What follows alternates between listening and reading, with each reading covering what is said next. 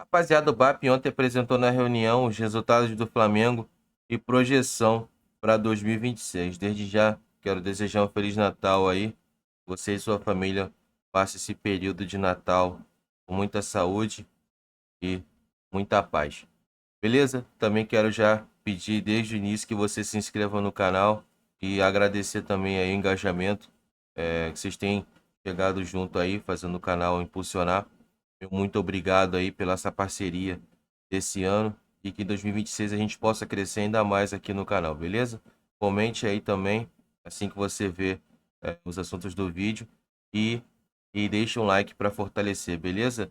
Então, rapaziada, bora dar uma olhada aqui. O BAP ontem mostrou os resultados no Flamengo, projeções, deu alguns exemplos. Bora dar uma olhada aí, bora que bora.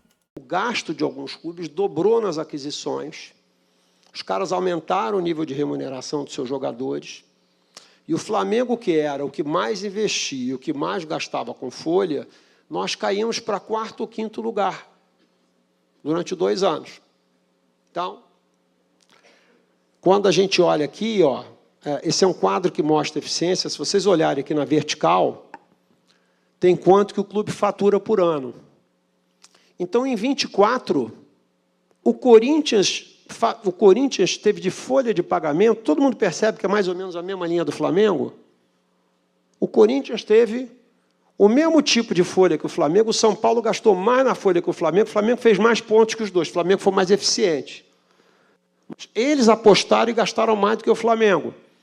E olha o Palmeiras lá em cima, olha o que o Palmeiras fez. O Palmeiras fez uma boçalidade, acho que todos vocês já viram que eles gastaram 700 milhões. A diferença é que o Palmeiras gastou muito e fez muito ponto, né? Brigou com a gente até o final.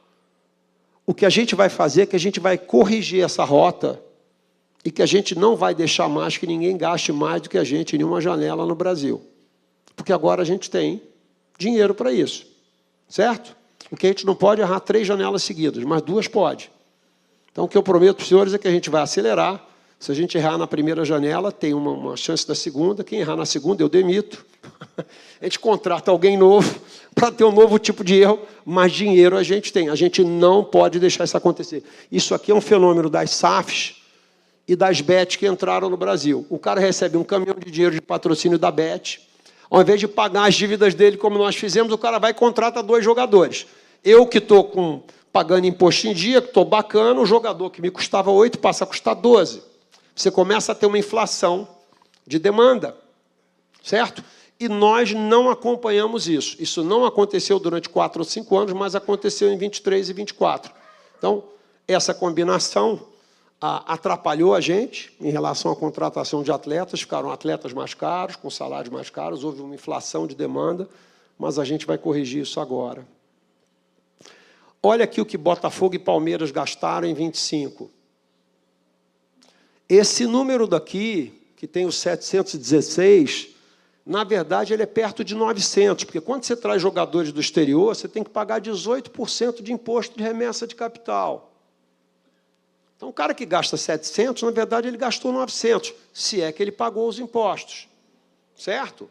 Mas se ele pagou, ele gastou 900 milhões. Então, quando eu disse que eu podia gastar 1 bilhão, o que eu estou dizendo para todo mundo? Agora é a minha vez de gastar. Só que eu vou gastar tendo sido campeão do Brasileiro, da Libertadores, tendo o elenco que eu tenho, e eu vou gastar o que vocês gastaram. O que não pode acontecer? A gente errar com as contratações da gente. Mas vejam, nós fizemos um investimento de 309 milhões esse ano, então o nosso investimento foi muito mais efetivo do que o do Palmeiras e do Botafogo.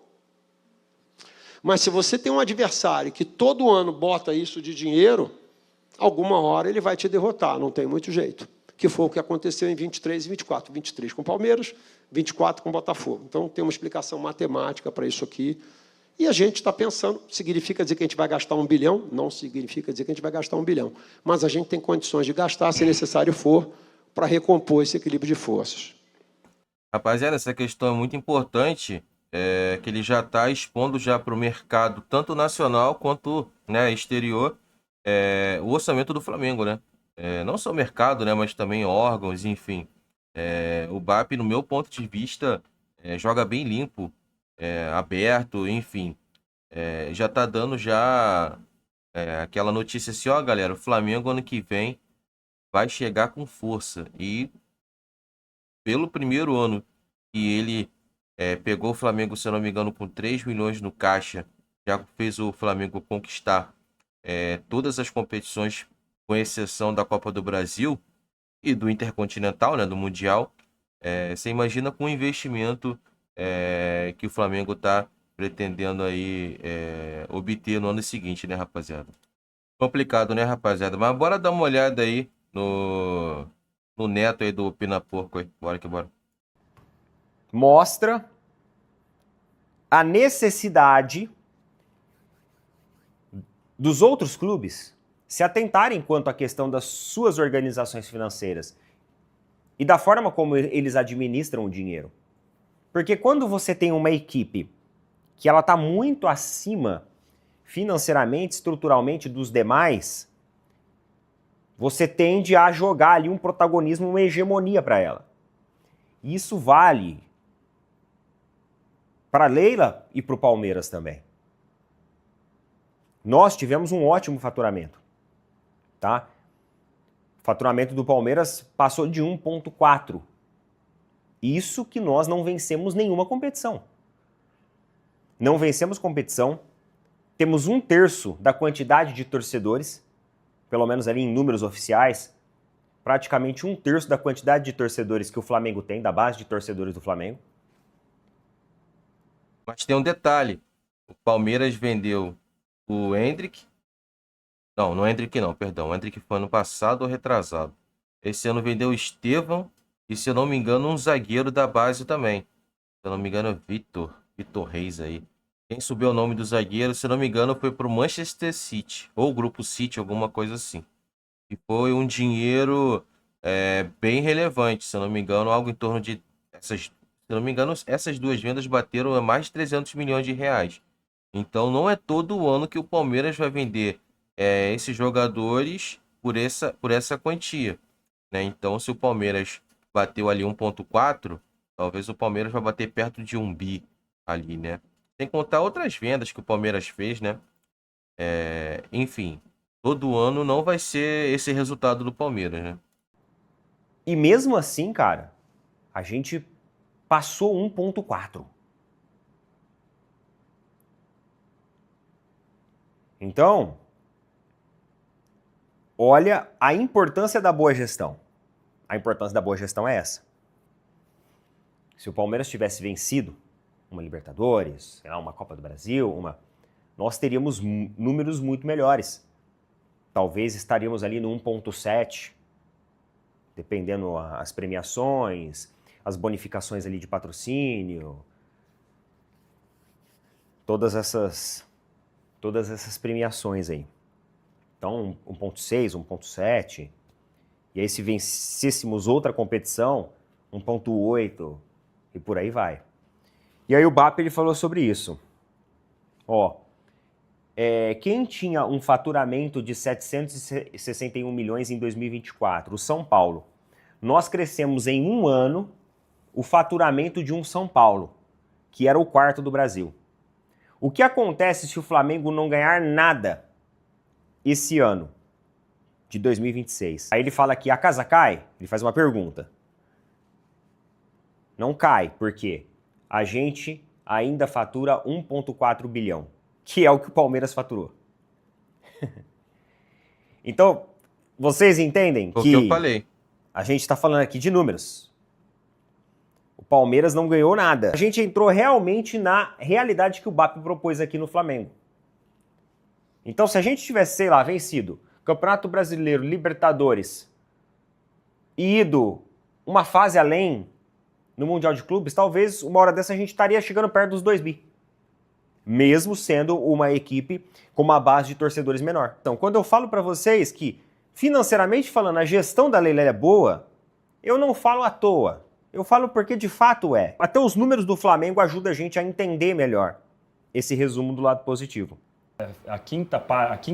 quinto item no faturamento do Flamengo, que o Flamengo poderia pensar numa forma da questão do produto, que a gente já discutiu por muito tempo, de distribuir melhor e não de pensar em ganhar cada vez mais na televisão. Ele tem outras milhões de formas para ganhar cada vez mais do que todos os outros concorrentes. Mas o Flamengo já fez isso, Danilo, você sabe disso.